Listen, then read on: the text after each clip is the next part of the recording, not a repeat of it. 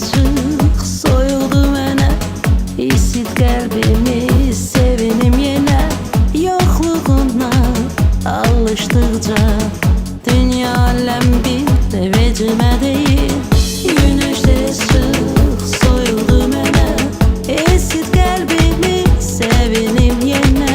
Yoxluğuna alışdıqca dünya aləm bir vecimə deyil. Sən kitabımın son səhifəsi, mən bitən yarımçıq cümlələri. Sən həyatımın ən böyük səhvi, mənsə bax qaranlıq gecəsi.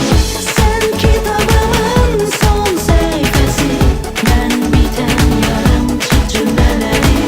Sən həyatımın ən böyük səhvi, mənsə bax qaranlıq gecəsi.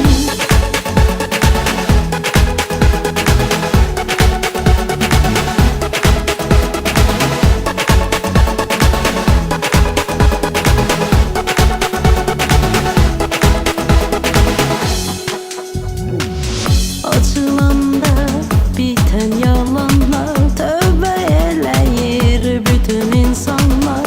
Bağlansa üzünə qapılar, dünya aləm bir vecimə deyil. Açılanda